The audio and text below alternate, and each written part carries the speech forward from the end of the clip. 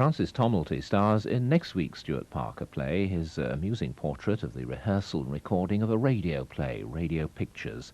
Co-stars include Dinsdale Landon and Geoffrey Palmer. Radio Pictures here on 2 next Wednesday at 9:25. I think what he brought back to the theatre was a strange, meaningful fantasy. He's very funny. And he does have this extraordinary ability to think up metaphors which stick in the mind. I mean, rhinoceros is the classic one. This idea that in all of us is something bestial and near-fascist. I've only myself to blame. I should have gone with them while there was still time. Now it's too late. Now I'm a monster. Just a monster. Now I'll never become a rhinoceros. Never. Never.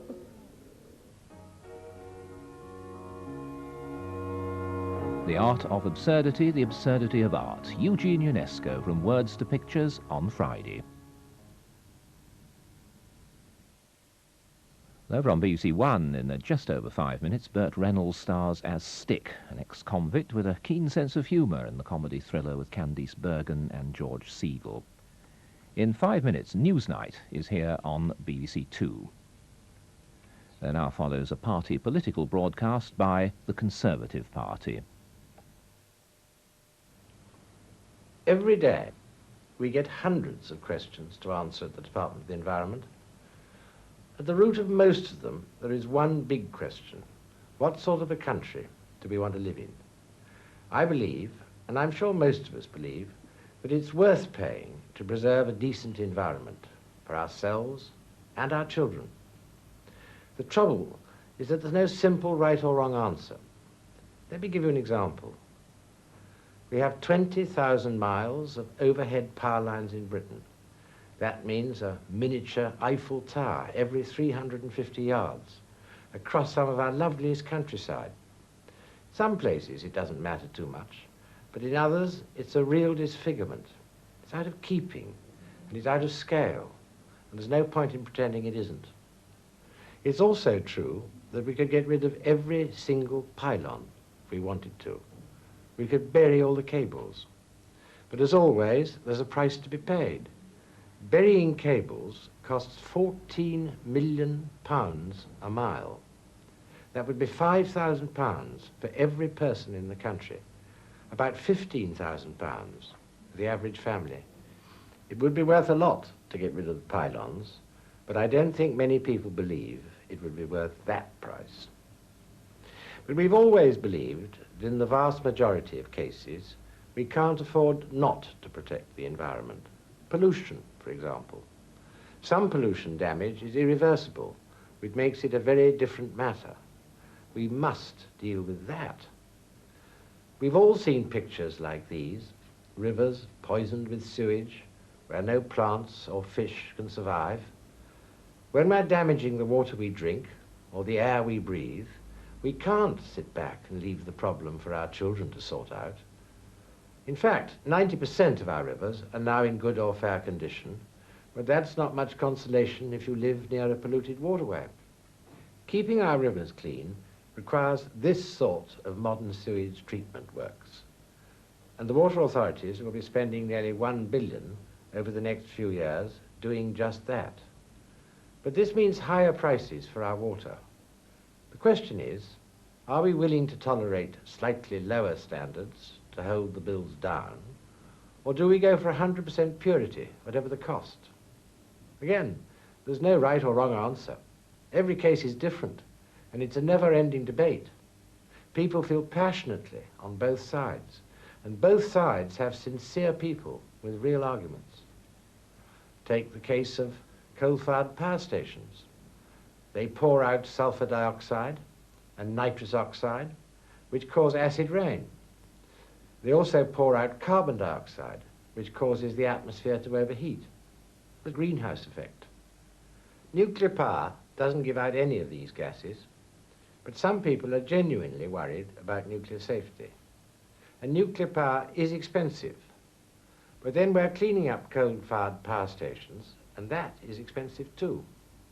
The truth is, that on all these issues there are choices to be made. Is there an acceptable compromise? Which route should we take? It's not just for government ministers to sit in judgment. We must know what people really want. And the more people make their views known, the more likely we are to get it right. You can write your MP, write to the papers, or join local community groups. One forum where the discussion is lively and really important is inside the Conservative Party. If you want to make your voice heard, think about joining us at the heart of the debate about tomorrow's Britain. If you would like more information about the Conservative Party and how to join us, telephone this number now. 01 200 0200. 01 200 0200. That was a party political broadcast by the Conservative Party.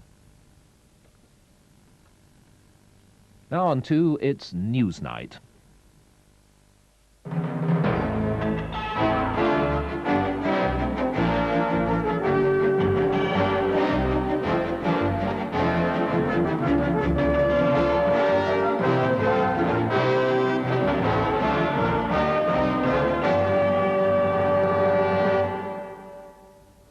Good evening. A new war has begun in Afghanistan, the war between the Afghans themselves. It's a fight for the cities. The Mujahideen have already run the countryside, and no one can be sure how long it'll last. But what does seem certain, with the last Soviet officer crossing the Friendship Bridge without a glance behind him at the country he was leaving behind, is that the Russians are well and truly out. Tonight we examine the cost and the lessons of Afghanistan for the Soviet Union. And I'll be discussing the legacy of it all with Ivan Zolotov, Moscow's Afghanistan expert in London. Also tonight, as Britain and Israel put rather different interpretations on their first high-level contact in more than 2 years, talks with the new Foreign Minister Moshe Ahrens, I'll be inviting him to explain what his grounds are for the view he expressed today that he found a friend at number 10. As thousands of Muslims demonstrate outside the British Embassy in Tehran in protest of Salman Rushdie's book Satanic Verses, an Iranian cleric offers $1 million reward for Mr. Rushdie's execution. And the bank manager gets tough with the government over its plans for student loans. Tomorrow, thousands of students take to the streets in protest. But, as Newsnight discovers, they're not the only ones who've written it off as a bad investment. The Soviet occupation of Afghanistan is over. The last soldier crossed the border early this morning on time. Their withdrawal has been welcomed around the world, though this was tempered with concern for the future of the country.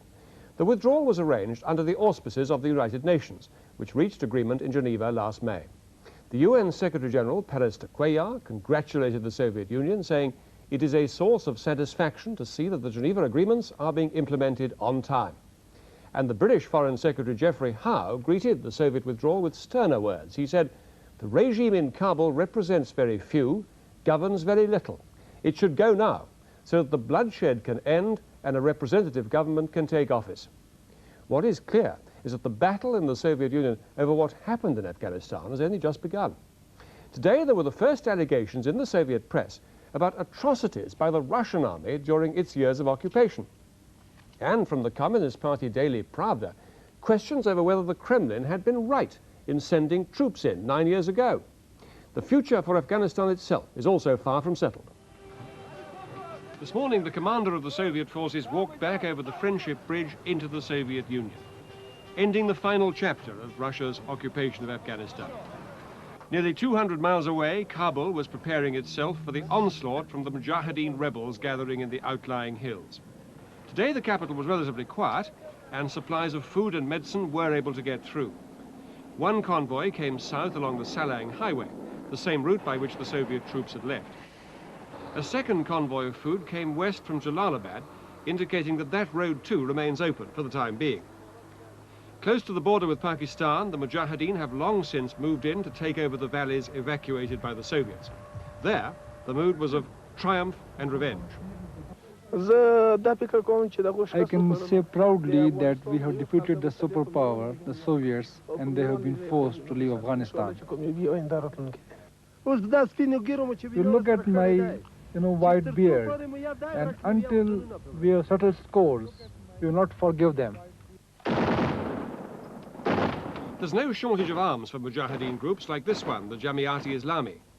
The American CIA has supplied them with Stinger missiles, with which they'll now continue the fight for Afghanistan. So far, the 9 years of war have claimed 1 million Afghan lives. Uncertainty about how many more will be caught in the fighting has done nothing to stem the flow of refugees out of the country. About 3 million Afghans have already fled to Pakistan. Today, the atmosphere in the refugee camps surrounding Peshawar was subdued, and their return to shattered homes seems further away than ever. Well, now Peter Marshall looks at the long-term problems for the Soviet Union, created by their painful retreat from Afghanistan.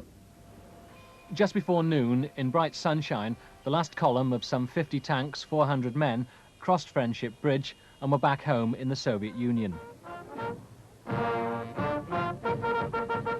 The band and the flowers were laid on for the cameras, but the relief of these soldiers was genuine enough. The last man out, as promised, was the force commander, Lieutenant General Boris Gromov. He told the world, "We've fulfilled our international duty," a case perhaps of a soldier with the linguistic license of a politician. There's no way in which the Soviet Union can say it achieved what it set out to do. What it has done, and it's something, is left with a friendly regime still in power in Kabul, if not in power in the whole country, and they've left in reasonably good order, and those are solid achievements. But there's no way in which the country now is better disposed to the Soviet Union than it was 9.5 years and 15,000 lives, Soviet lives, earlier. And there's been a tremendous cost, too, to the Soviet Union's international reputation, which may be partially recouped by this very orderly withdrawal, but overall it must count as a minus in the ledger. For Afghanistan, of course, there's little comfort in that. The Soviet presence has turned entire regions into wastelands. Cities have been razed, and more than 1 million Afghans have been killed. Today, the Moscow press has reflected something of the horror of the war in reporting, for the first time, a Soviet atrocity. The weekly Literary Gazette refers to the cruelty, viciousness, and hatred, and says of young soldiers, war made them kill, burn, and destroy.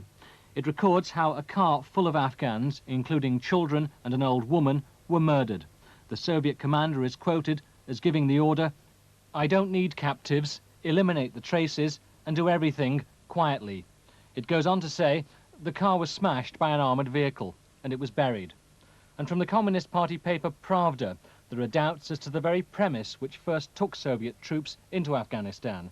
It says, one can question the assessment by the Brezhnev leadership of the degree of military threat. We discuss what is it, victory or defeat, and we think that this is victory of new thinking.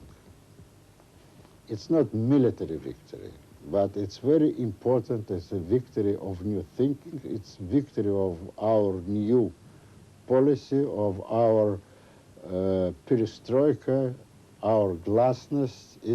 You cannot divide it from what happened in Afghanistan. From the veterans of the war, there's a familiar story. They feel misunderstood and unappreciated. I think that while many soldiers did come home and felt disillusioned about what had been going on there are also a large number of Soviet soldiers who came home feeling that they'd actually done a good job and that they felt aggrieved because society didn't recognize them. This has been the background to the whole movement of the Afghancy. The Soviet soldiers who served in Afghanistan felt that they'd fulfilled their mission well, and therefore feel that now that society ought to reward them for it. The Soviet